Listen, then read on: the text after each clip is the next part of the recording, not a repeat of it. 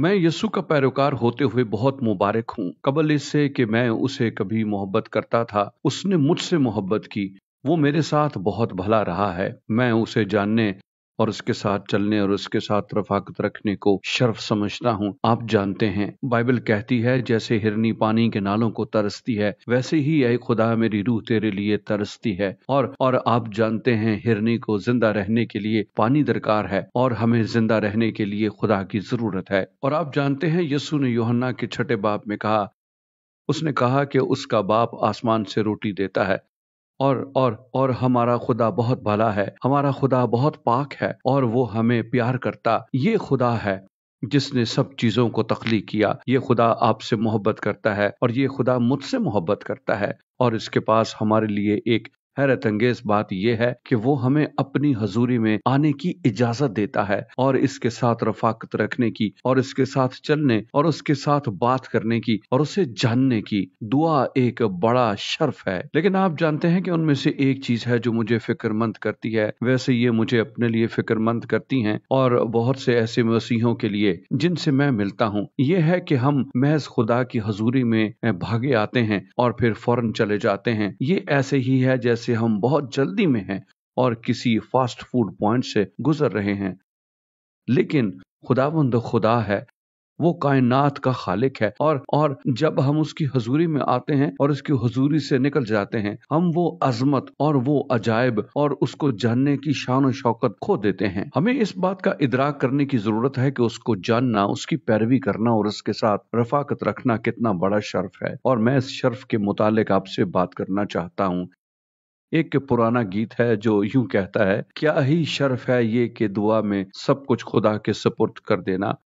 और ये वाकई एक शर्फ है और हमें इस बात का इदराक करने की जरूरत है कि दुआ कितना बड़ा शर्फ है। वाहिद वजह कि आप और मैं खुदा पाक की हजूरी में आ सकते हैं वो है जो कुछ यीशु मसीह ने सलीब पर किया। ये है जो उसने 2000 साल कबल किया। मेरा मतलब है, उसने सब कुछ दे दिया। ये आपके लिए इसकी कुर्बानी है, ये मेरे लिए उसकी कुर्बानी है जो हमें खुदा के साथ रफाकत रखने के काबिल बनाती है। और वो हमें जानता है, वो हमसे मोहब्बत करता है। जैसा कि यूहन्ना बाब 6 कहता है, वो बाप है जो आसमान से हमें रोटी बख्शता है और हमें ये समझने की जरूरत है। लिहाजा जब हम उसकी हजूरी में आते हैं, सिर्फ ये ना कहें ऐ खुदा इसमें मेरी मदद कर और फिर उसकी हजूरी से सरपट निकल जाएं। उसे जानने के लिए उसकी हजूरी में रहें। मुझे याद है, मैं चंद साल पहले फिजी आइलैंड्स में कलाम सुना रहा था। मैं एक कौमी दुआया नाश्ते पर बोला। वहाँ वजीर आजम था और अदालत आलिया के मेंबरान भी थे और पार्लियामेंट के मेंबरान थे और ये एक बड़ा इज्तिमा था।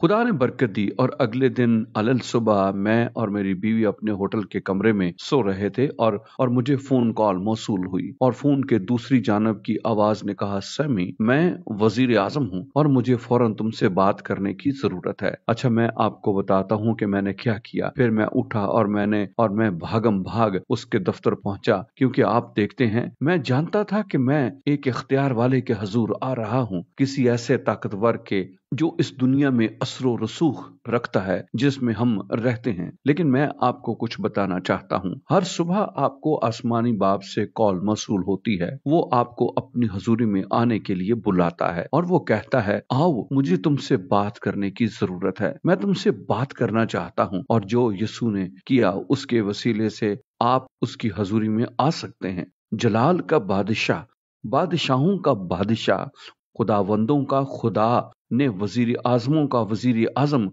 सदरों का सदर, आप हर रोज उसकी हजूरी में आ सकते हैं और उससे रफाकत रख सकते हैं। उसकी हजूरी में आना कितना बड़ा शर्फ है। लिहाजा आप आज ही कुछ वक्त क्यों नहीं निकालते, तन्हाई में जाएं और उससे मुलाकात करें। ये कोई मजहबी जिम्मेदारी नहीं है, ये कोई जल्दी का काम नहीं है, खाने की जगह जाना नहीं है जहां आप लेने के लिए जल्दी से आते हैं। आप उसकी हजूरी में आ रहे हैं जिसके पास से इख्तियार है, तमाम कुदरत ताकत है, वो जिसने कायनात को तख्लीक किया है।